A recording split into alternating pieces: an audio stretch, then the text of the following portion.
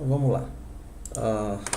Vou mudar o meu para o Markdown porque fica melhor. Configurações de perfis, modificar perfil. Aí bem aqui a gente muda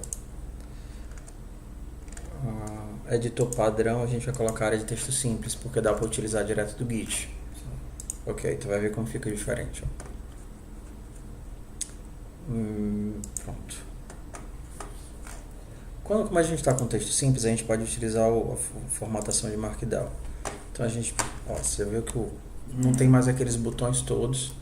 Ok, então aqui o nome da questão vai ser uma questão de vetores.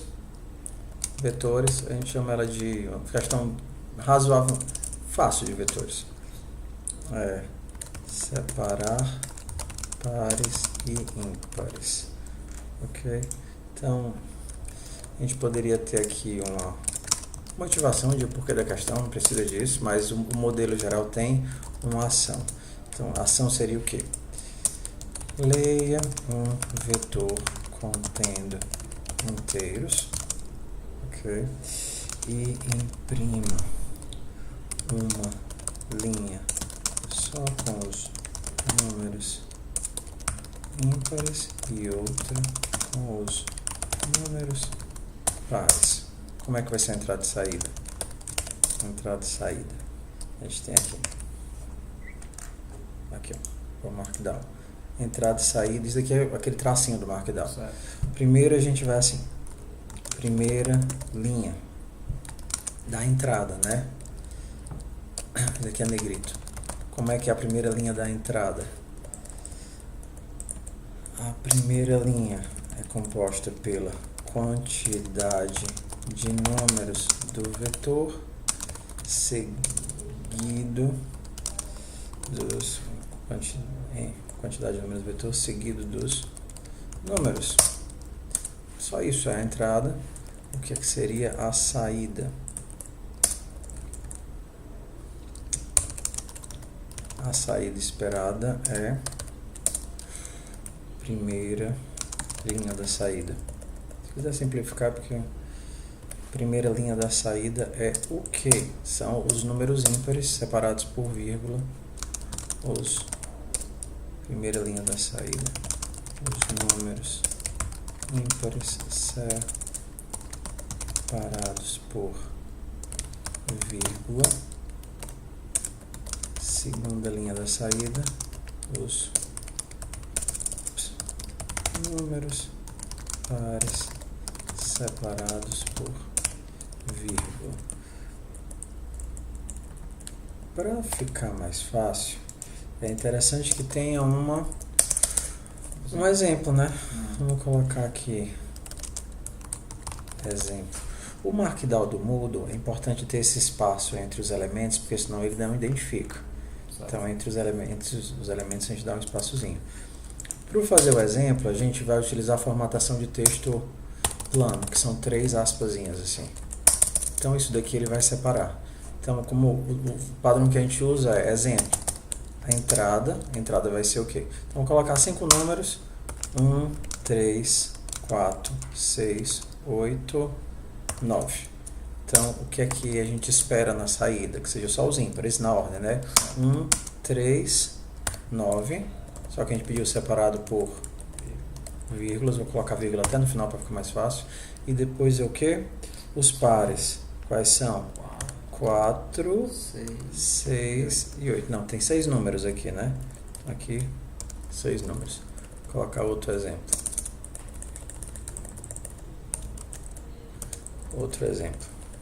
Normalmente a gente coloca 3 tracinhos porque ele dá o... Tanto faz. Então, se for botar outro número aqui, de 8 números. 9... mais simples. Um de 2 números. 1 e 3. 2 números, 1 e 3. Não tem nada na última linha, né? A gente vai deixar vazio? Não sei, ele tem que saber o que escrever. Se a gente não definir, vai dar pau. Então, vamos colocar aqui.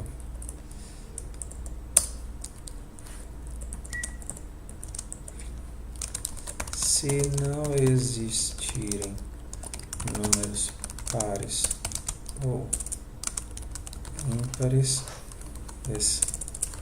escreva vazio na linha correspondente. Então a gente vai para cá e coloca o quê? 3 números, 1, 5 e 3. Então os ímpares daqui, embaixo vai ter o quê? Vazio. Então vamos ver como é que vai ficar isso daqui. Aqui não precisa mudar nada, ele já faz nota de 100. Aqui a gente não tem categoria. Lá no VPL dos cursos aqui tu vai ter a categoria vetores, strings e tudo mais, então teria que categorizar. Pronto, aqui não precisa mexer em nada, só vai mostrar. Ó, tá vendo? Motivação a gente não colocou, né? Ação, imprima um vetor contendo, leia um vetor contendo inteiros, imprima uma linha só com os ímpares e outra com os pares. Entrada e saída. Por que é que ele não colocou negrito aqui? Acho que tem um espaço entre tem um espaço entre um e outro. Vamos corrigir aqui. Só esse daqui, ó. Tá faltando um espacinho aqui. Pufs. Aqui. E esse daqui.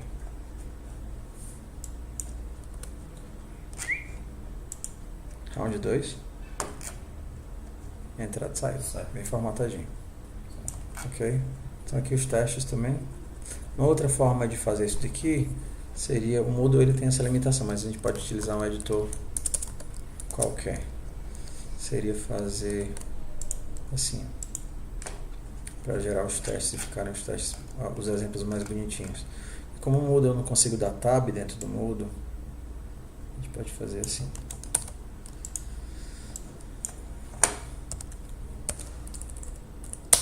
Quando ele identifica alguma coisa com uma tabulação de espaço, ele já faz isso.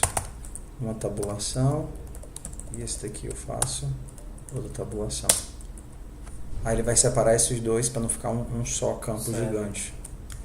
Ó, eu não preciso mais desses 3 espaços aqui.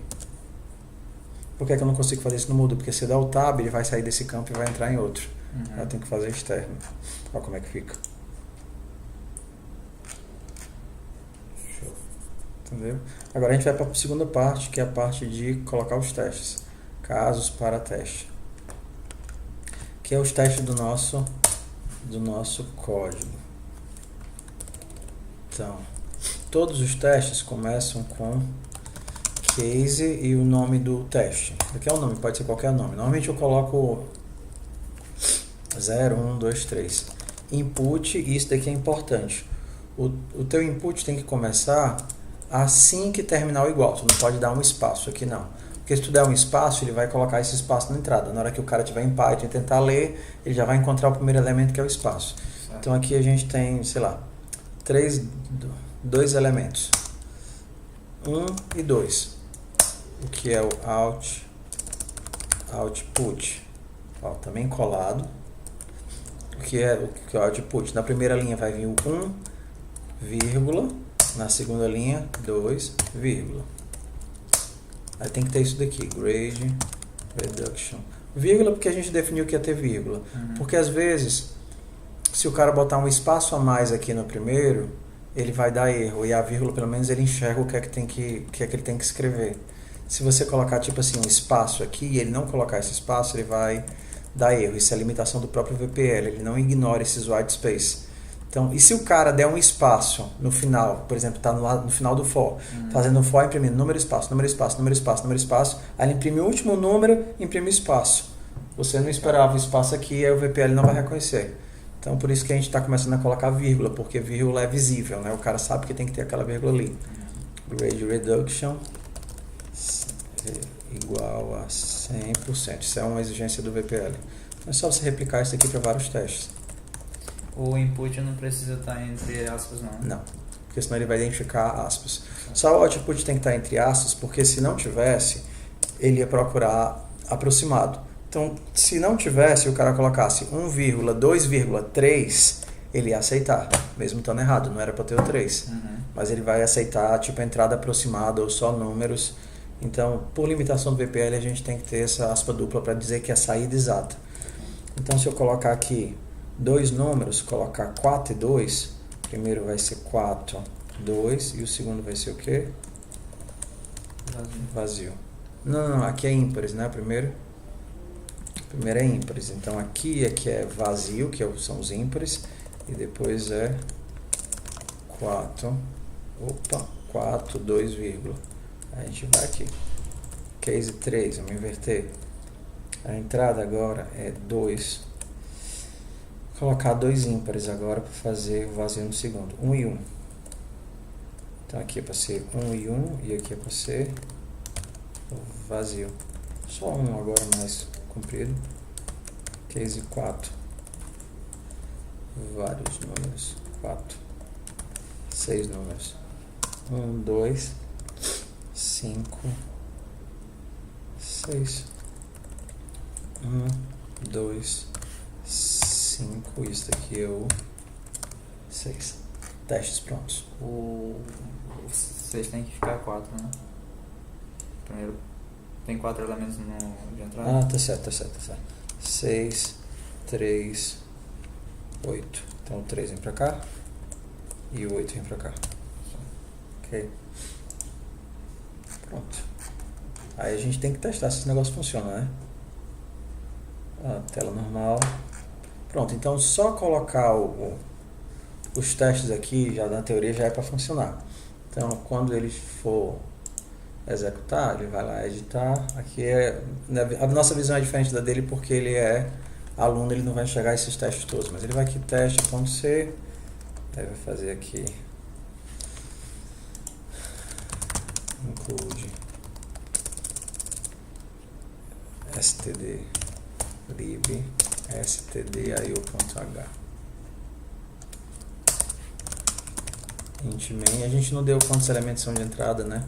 O máximo do vetor. É importante dar que o máximo do vetor é, sei lá, 200.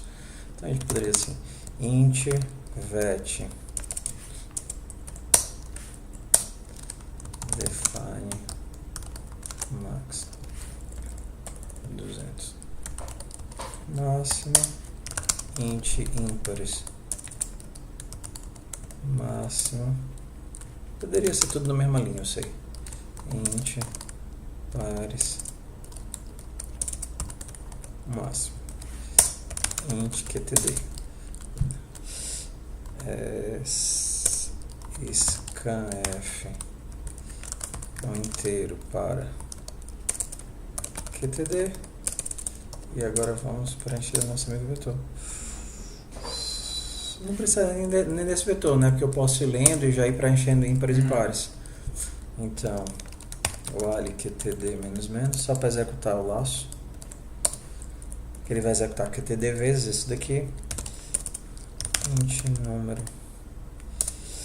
scanf % de endereço de número se número mod 2 foi igual a 0, ele vai para pares. Então eu preciso de um índice para cada um desses caras. Int qtdi 0, quantidade de pares 0. Eu leio e vou colocar no ímpares ou no pares. Se for par, então vou colocar esse cara no vetor de pares. Pares na posição qtd par recebe número. E depois qtd par mais. Vou colocar logo aqui porque ele só vai fazer isso no final. Se não for ímpar, se não for par, tem que ser ímpar. Então, ímpar na posição quantidade de ímpares recebe número.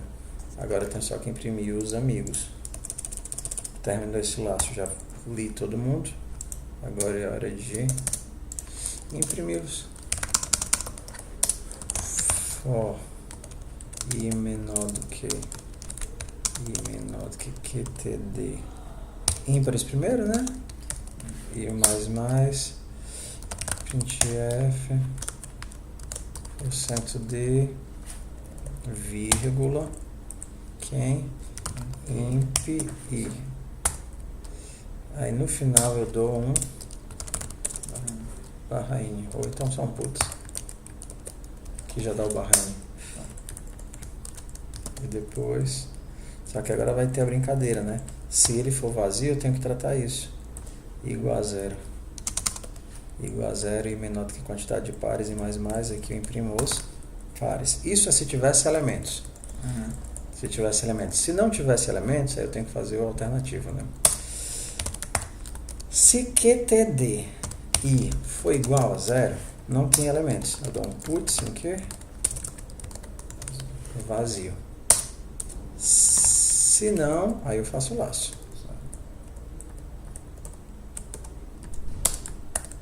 Mesma coisa para o nosso amigo par. Se QTD pares for igual a zero, putz de vazio. Se não, aí eu imprimo todo mundo. Para dar barra N.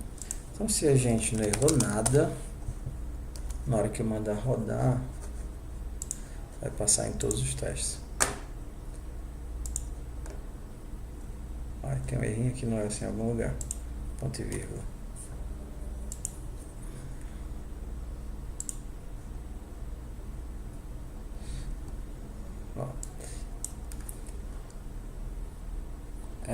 Eu acho que esse barra N aqui, que lá no teste não tá cadastrado. Barra N lá no finalzinho?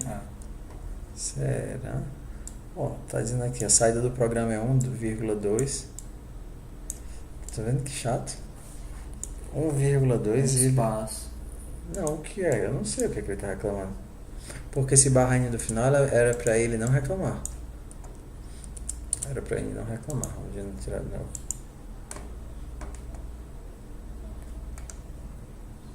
Tá certo isso? Era o barra N do final, viu?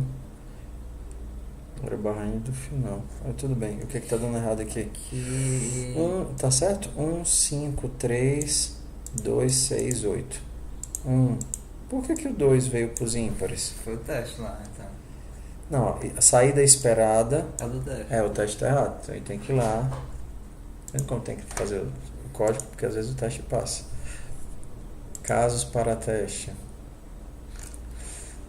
Casos para teste. Aqui não tem esse 2.